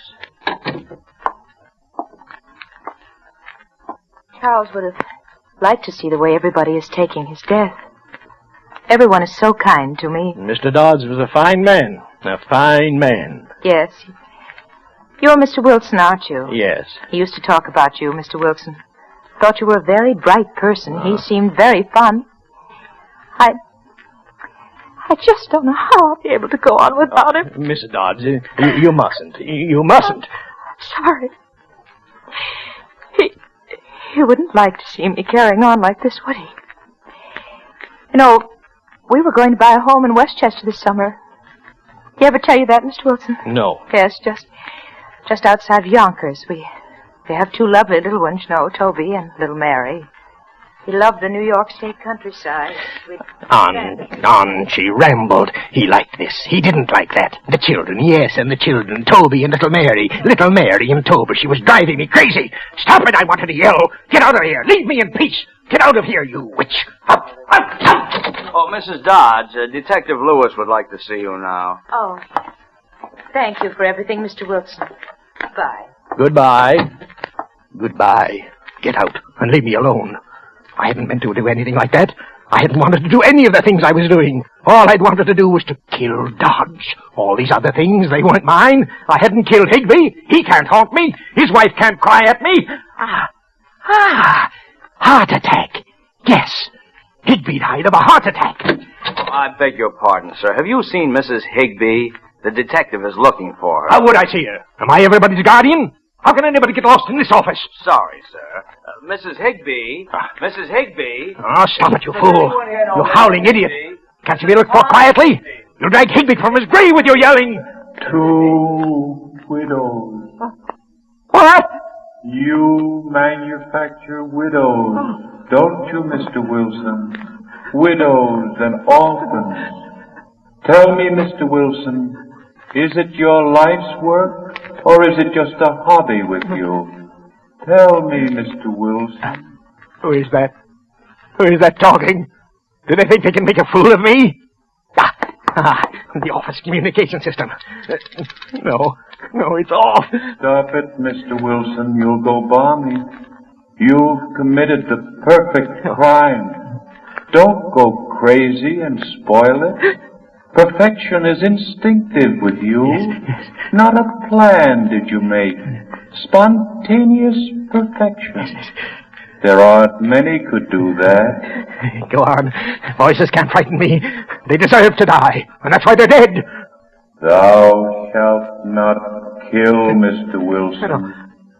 Thou shalt not kill. Thou shalt not kill. No, not Higby. I didn't kill Crazy Tom. His heart stopped. Do you hear me? That's all. I didn't kill him. Now, you voices, stop. You stop. Do you hear me? Stop!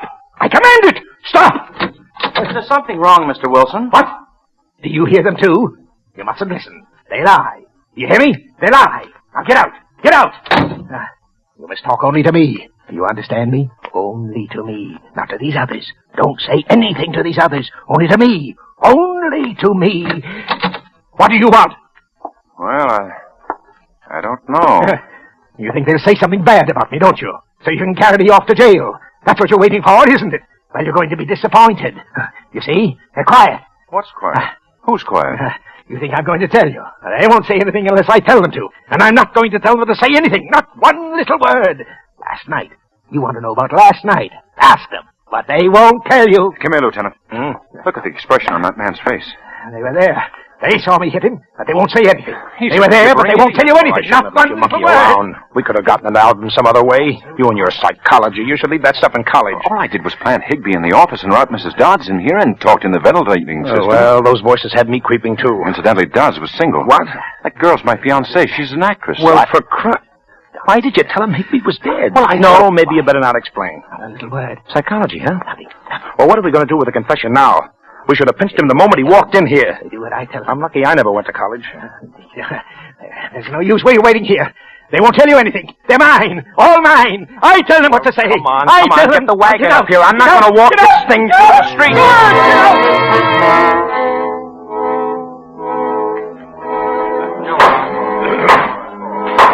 Henry Wilson, it is the judgment of this court that you be sent to the Hillview Mental Home and be kept there in close confinement.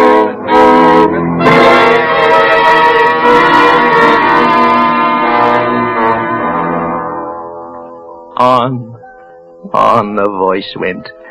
I'd stopped listening to voices, all but the ones that I couldn't help hearing. But I'm not crazy. Not like Tom. I am not crazy. I tell people that, and they look at me queerly. The stupid fools. The guards here have spread the lie that I have fits. Lies. Lies, I tell you. They say every night when the moon comes up I have fits. Loud, roaring fits. Well, they lie. It's then I hear the voices. I hear Dodds and his wife and Toby and little Mary. And I sit quietly and listen to them. Do you think I could have a fit in front of them? Do you now? I'd be ashamed. I tell you I'm not crazy. They lie. All of them. Lies. Lies. Lies.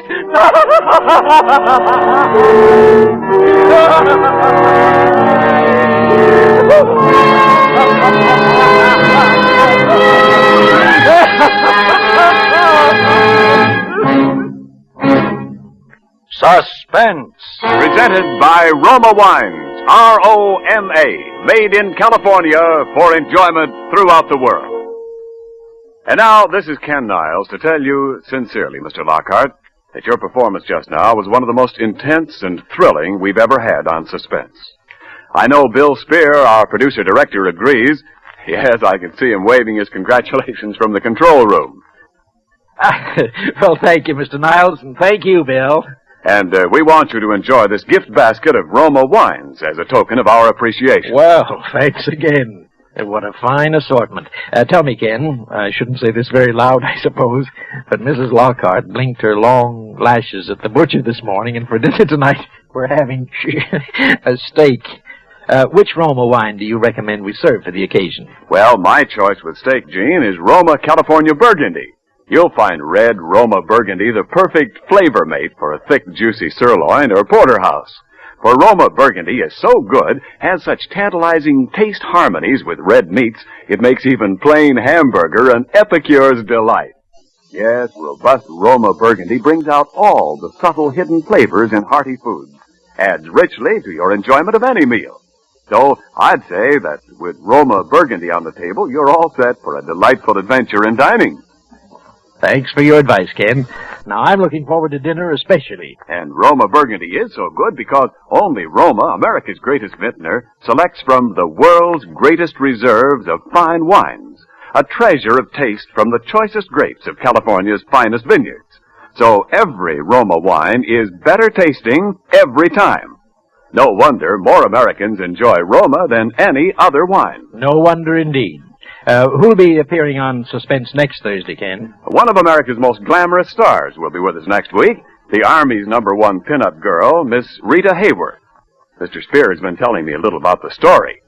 I won't spoil it for you, but you'll want to tune in because lovely Rita Hayworth plays a role completely different from any you've ever seen her do on the screen. Nobody will want to miss that. Certainly not me. Good night. Good night, Jane.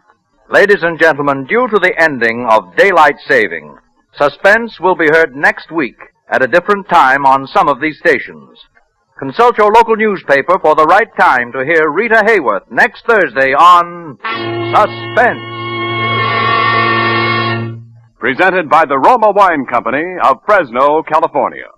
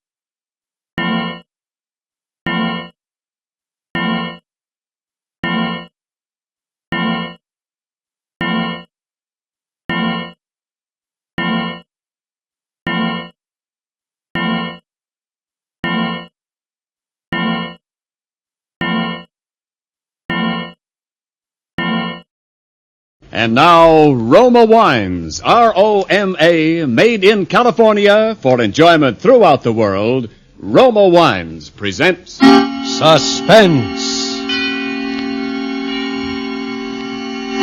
Tonight, Roma Wines bring you Miss Susan Hayward as star of Dame Fortune, a suspense play produced, edited, and directed for Roma Wines by William Spear. Suspense, radio's outstanding theater of thrills, is presented for your enjoyment by Roma Wines. That's R-O-M-A, Roma Wines, those excellent California wines that can add so much pleasantness to the way you live, to your happiness in entertaining guests, to your enjoyment of everyday meals. Yes, right now, a glassful would be very pleasant, as Roma Wines bring you Susan Hayward in a remarkable tale of suspense. Nobody's believed this so far, but maybe someday somebody will. Not that it really matters. It's just something to do to pass the time while I'm waiting. It was our 5th anniversary and we were having a party. And as usual, partly because a ham is always a ham no matter how long they've been out of the business, and partly because it's really easier to go ahead and do it than to spend your whole evening refusing, I was supplying the entertainment. But each time I do, just the thought of you makes me stop before I begin. 'Cause I've got you under my skin. 'Cause I've got you under my skin. It's not every party you go to where the hostess can entertain, is it? Certainly. Why do you think I married her? Broadway's loss was Nicholson's gain. Oh, darling, for someone who's been married to me for 5 whole years, you still say some awfully nice things. Well, why not, darling? Say, Gene, sing You'll Be So Nice to Come Home To. Were you in that show? What was the name of it? Oh, no, dear. Frank had already snatched me from my career by that time. Excuse me. Gene, darling, you're wanted on the phone. Phone? At this hour? Who is it? I don't know, dear. It's a man. Probably one of your old admirers. Oh, don't be silly. All my old admirers gave up ages ago. All right, I'll take your word for it, my sweet. But now you better go see who it is. All right. Don't anybody go away. I'll be right back. All right, now, I'll buy you a drink. What do you have? Hello? Hello, Jane. Who's this? And perhaps I should say Mrs. Nicholson. You're not Jean Marley anymore, are you? Who is this? Is there something I can do for you? I'm rather busy right now. I was afraid you might forget me. I've been away such a long time. This is Charlie. Charlie? Charlie Prescott. Of the San Quentin Prescotts. You remember now, don't you? You're still there, aren't you, Jean? Yes, I'm still here. You surprised? So you're back, huh? Out is what we call it, sweetheart. Only yesterday. And I want to see you. Oh, no, Charlie. That's all over. You mean you don't want to see me? Save it, Charlie. I suppose I knew all along this would happen someday. When'll it be? Oh, the sooner the better.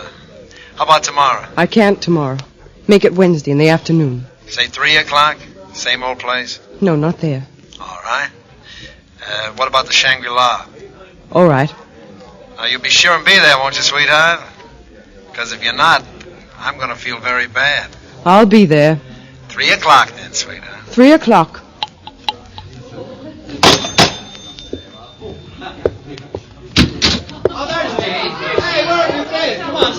Who was it, darling? Anyone I know? No, just an old friend. Oh, why didn't you ask him over? Oh, he was just passing through town and wanted to say hello, that's all. Well, maybe some other time. Yes, some other time.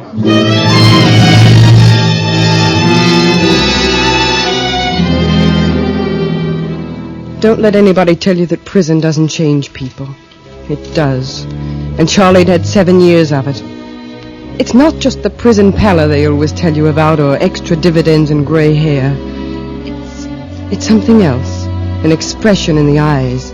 And more than that, something I didn't figure out until quite a while later. I'll say you're looking great, sweetheart. Let's cut out the compliments, Charlie. You don't mean them, and neither do I. Oh, now, wait a minute, sweetheart. Don't get me wrong. You don't think I'm sore about anything? Like, say, 'cause you're married? You don't think that now, do you? Why should you be? You knew I wasn't going to wait around for you. It was never that serious between us. Ah, that's what I'm saying. Why, I'm tickled pink you married the guy. Particularly since I hear he's really in the dough, huh? But good. The trouble with you blackmailers is... Oh, that's a nasty word, sweetheart. The trouble with you blackmailers is that you think all a woman with a wealthy husband has to do is just run down to the cellar and bring up a basketful anytime she wants to. Well, it's not like that. He spends the money, I don't. No joint bank account? Oh, sure. What do you think happens when all of a sudden $200 or $300 a month just starts disappearing? I wasn't thinking of hundreds, sweetheart. Oh, of course not. And the bigger you think, the harder it gets. Don't you see that? Well, he's got a will, hasn't he? I suppose so. Don't stall, sweetheart. You know he has. You know what's in it. It all goes to you, doesn't it? Yes. I guess it does. You know it does. And you want a cut. I want half. Before taxes are deducted or after? Don't get wise. I did a lot of figuring where I was, and I figured you owed me something, sweetheart. I figured you owed me plenty. Well, you're going to have a long time to wait for it, darling. I'd say about 30 years, because he's healthy as a horse. Who said anything about waiting? You do have big ideas, don't you? You like it? You don't really think I'm going to become a party to the murder of my own husband, do you? Sweetheart, you mustn't use those words. You must have gone a little crazy up there, Charlie. And who said anything about your being a party to it? Oh, you handle it. I just wait. Is that it? Well, I know it's not as big a part of the job as you handled the last time, but that's a general idea. What do you say? What do you think? Sweetheart, did you ever stop to figure out what they'd give you if they found out? I don't know. I do. The same as they give me. Maybe worse. Listen, Charlie. Suppose I told you I love him. You? I wouldn't believe you. I wouldn't believe it if he combined the best features of John D. Rockefeller, Albert Einstein, and Clark Gable. No, I suppose you wouldn't. Well, that's the way it is, sweetheart. That way or the other. Make up your mind. Well, it would have to be an accident. That's okay. It could be an accident. All right, Charlie. You win.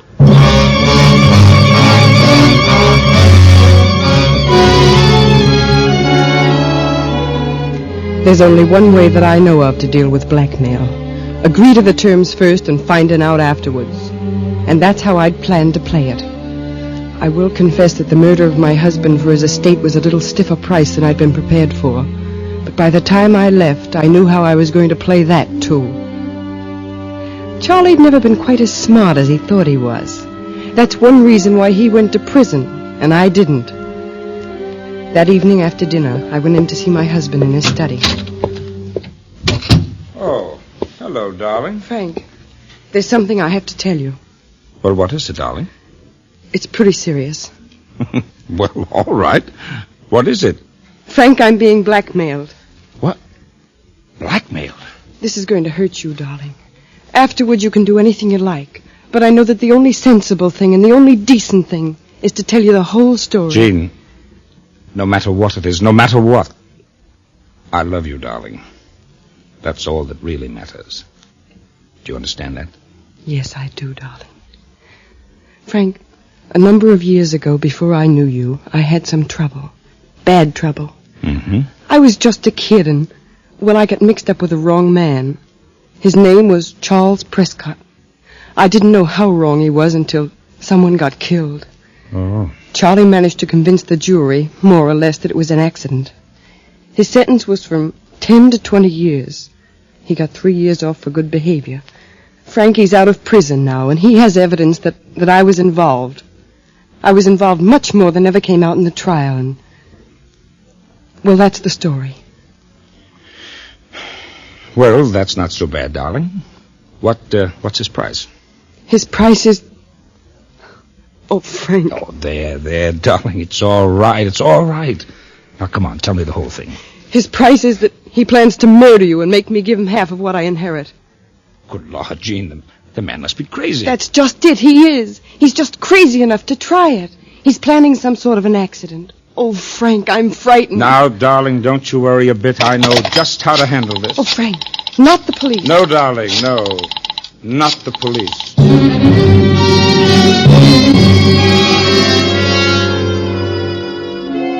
Early the next morning, we were visited by a chunky little man named Sparks from the Continental Detective Agency. I told him the story, or most of it. And all the time I was talking, he kept watching my husband. I got the impression he might be a little difficult to deal with. As it turned out, I wasn't far wrong. It's a good story, Mr. Nicholson, but it's not right. Not right? What do you mean? Well, for instance, why don't you go to the police? I've told you it's a case of blackmail. But it's not just a case of blackmail. According to your wife, here's an ex-con with 13 years still hanging over him, out on parole, and he's threatening your life. We can throw him back in the can just like that. Look, Mr. Sparks, you don't have to know all my family affairs to handle this case, do you? No, but it would help. Suffice it to say that it's a delicate matter. We can't go to the police. Then perhaps you better tell me just what you do want me to handle. I want you to locate him and then follow him day and night. Never let him out of your sight. Eventually, I suppose, he'll try it. To kill you? Oh, Frank. Now, Jean, darling, remember you were going to let me handle this? I know, but... But don't you see, dear, if we actually catch him in the act attempted murder, then we can send him back to prison and nobody would ever believe anything he said. Must be a very delicate matter. It is, Mr. Sparks. Well, you'll hear from me. Mr. Sparks, suppose he should try to contact me. You mean you think he'll try to shake you down beforehand anyway, just for luck? Well, you see, he thinks I've agreed with his plan. The accident. The way we're handling it, there's only one thing to do. Play him along. I see. Well, is that all the information you need, Mr. Sparks? If that's all you'll give me, that's all I need.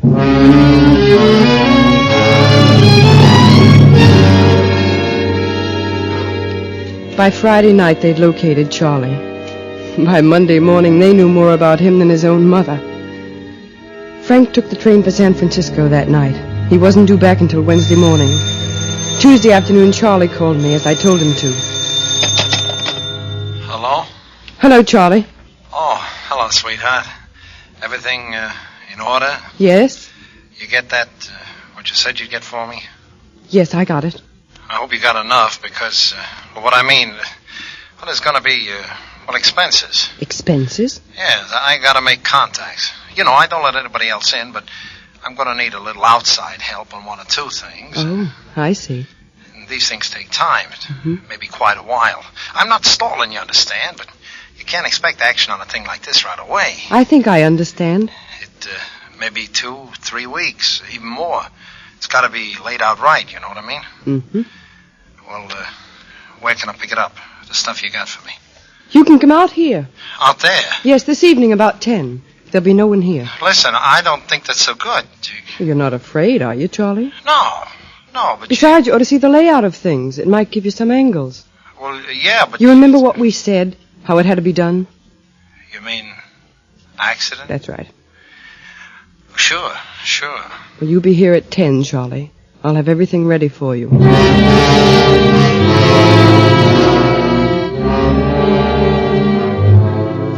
I knew then what prison had done to Charlie. He'd lost his nerve. Now that he faced it, murder was too much for him. He'd never go through with it. It would all come down to one petty shakedown after another, year after year. It was even more obvious now that I'd have to do what I'd counted on from the beginning. If my husband was to be murdered, he'd have to be murdered by me.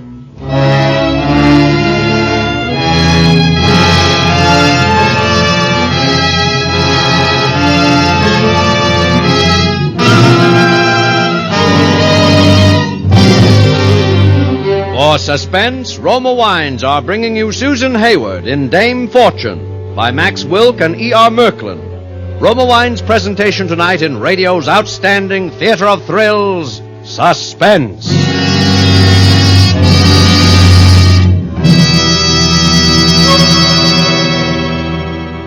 Between the acts of Suspense, this is Ken Niles for Roma Wines. Next Thursday, ghosts and goblins will haunt your street. It's Halloween, a good night for grown-ups to remain safely inside, entertaining a few trusted friends. A good night to serve Roma wine, so delicious with snacks or sandwiches. Yes, Roma wines add friendly companionship to any occasion. And with Roma California Sherry, Port, or Muscatel, you're sure to please every guest because more Americans enjoy Roma than any other wine. The reason?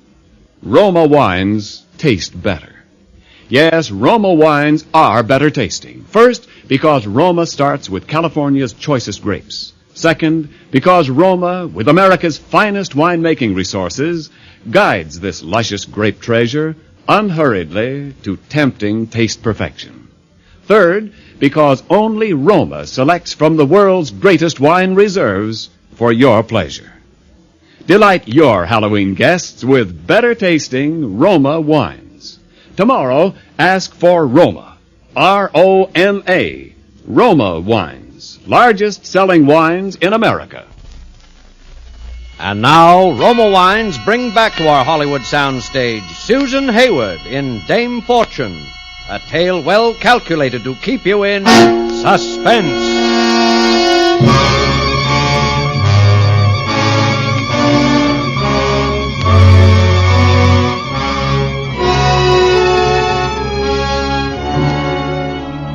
Charlie arrived that evening in a rented car, right on time. As I opened the door to him, I noticed another car just putting out its headlights about a quarter of a mile down the hill from our driveway. That would be Mr. Sparks. Charlie had never seen the house before, and he was impressed, but a little nervous. I took him into the drawing room. Hey, quite a layout you got here, sweetheart. Frank likes to have the best of everything, and he can afford it. Sit down. Well, you know I can't stay but a minute or two. What's the matter with you, Charlie? You seem jumpy. Oh, me? Why should I be jumpy? I don't know. I'll tell you something, though. How's the clock? I have had the funny idea somebody was following me the last couple of days. Who'd want to follow you? That's what I can't figure. I'm clean with the local dicks, and they don't tell you unless they think you're working on a job. Nobody else would want to tell me. Unless I've been double-crossed by somebody. Like you, sweetheart.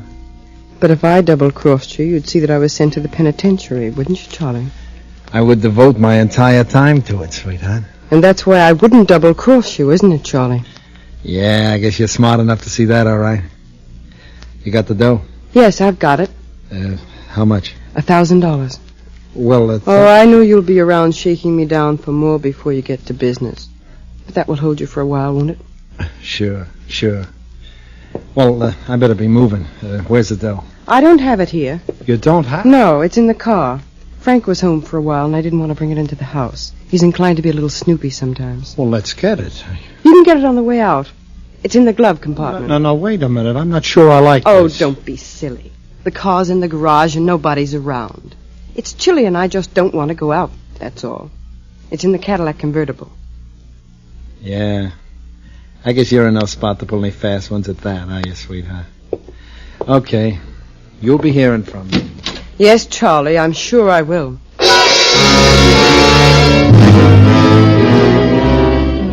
Through the glass panel by the door, I watched him head for the garage. Somewhere out there in the darkness, I knew that Mr. Sparks would be watching him, too. Then I buzzed the house phone for Olson, the chauffeur. He lived over the garage. Olson speaking. This is Mrs. Nicholson. I'm sorry to disturb you, Olson, but I happened to glance out of the window just now, and I thought I saw a man prowling around the garage. A man? Yes. Oh, I suppose it's silly, but would you mind looking out your window and see if you notice anything? Sure, Mrs. Nicholson. Say, Mrs. Nicholson, that's right. I seen him. He was running away. You want me to go after him? He was running away? Sure, he's running plenty, but maybe I can catch him. Oh, no, that's all right. If he was running away, I'm sure he won't come back. There's nothing you could take out there anyway. If you want, I'd be glad to. Oh, no. No, that's all right. I'm sorry I bothered you, Olson. Good night. Good night, Mrs. Nicholson.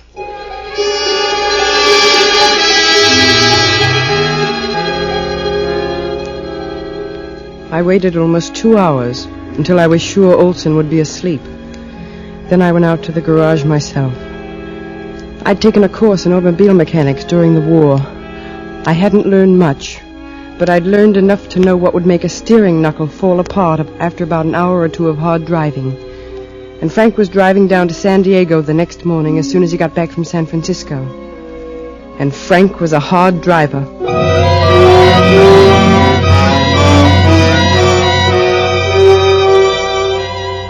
Frank left the next morning on schedule. I won't say it was pleasant waiting. I paced the living room and the hall for almost an hour, but never more than 10 steps from the telephone.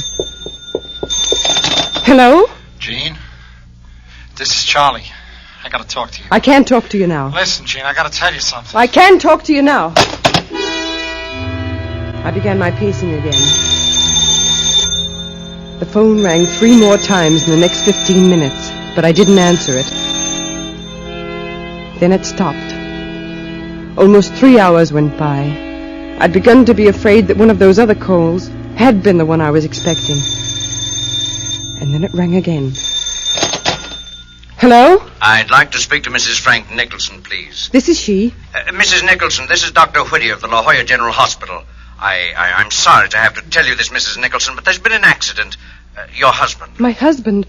Oh, is he? Well, it's hard to tell just yet, Mrs. Nicholson, but I think you'd better come down here.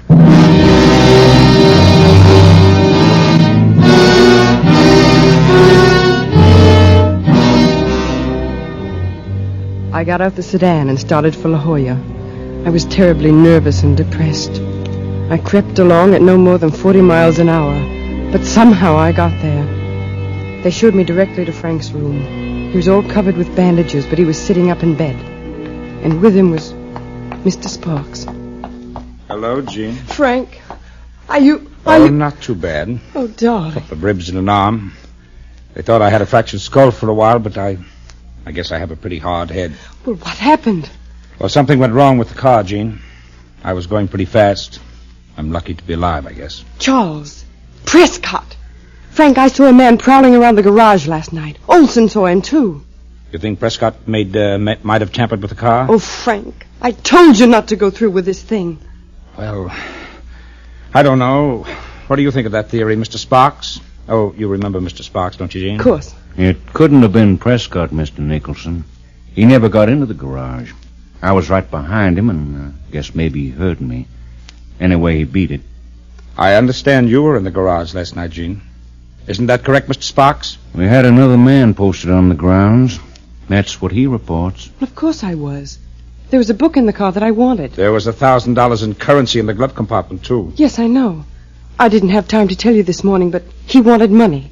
I talked him out of it. Mr. Sparks knew he was at the house. You told me to see him if he... Frank, you don't think that I don't want to think so, Jean.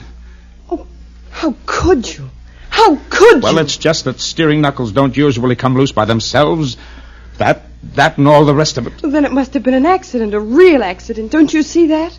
Oh, Frank, how could you believe that I'd do a thing like that? I love you. Oh, I know. I've thought and thought and thought. Everything Mr. Sparks has told me, and Oh, I can't believe it, Jean. Mr. Sparks, you don't think I could have done anything like that.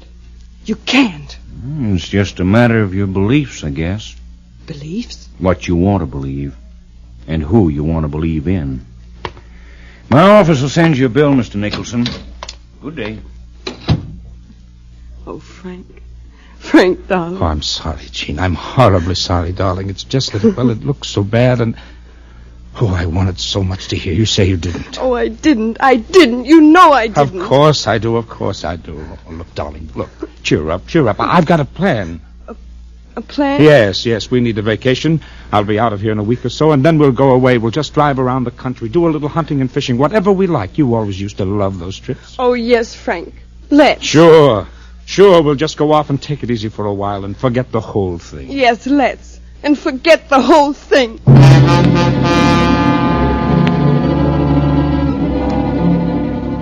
That's what we did. And I almost did forget the whole thing. It seemed like a nightmare that I dreamed a long, long time ago. I couldn't believe that I'd really done what I'd done. And I knew I'd never do it again. As though by mutual consent we never spoke another word about it. But I was at peace for the first time since I could remember. And I knew that even Charlie could be dealt with somehow when we got home. We drove all over the state for almost 3 weeks. And on the way back, we stopped over at a little lake in the Sierras. One day we rode across it and had a picnic lunch on the other side. Oh, it was beautiful and so peaceful. There wasn't another soul around for miles. Frank still had the cast on his left arm. It made him a little clumsy. Getting back into the boat again, he stumbled over the shotgun, tilted up against the seat. I knew he was dead even before I got to him.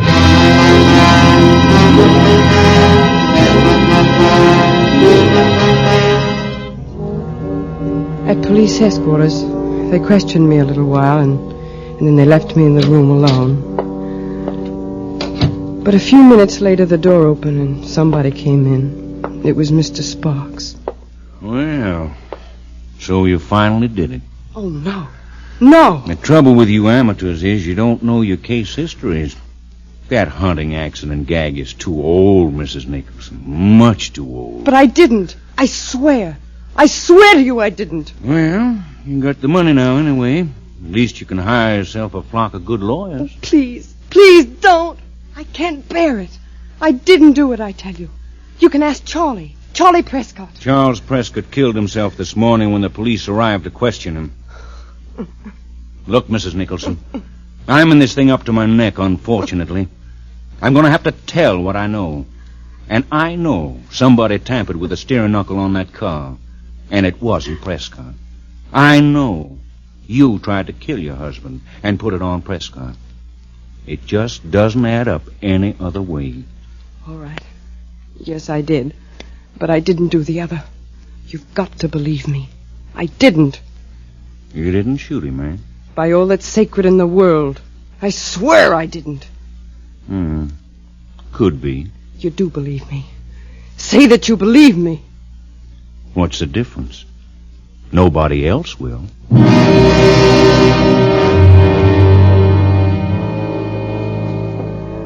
That's all. Except my execution will be on the 31st, 1 week from today.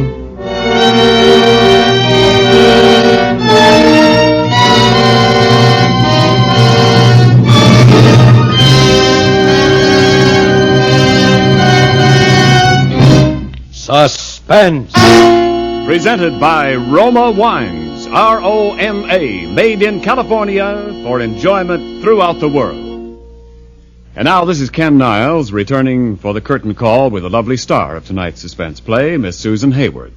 Susan, we think you were wonderful.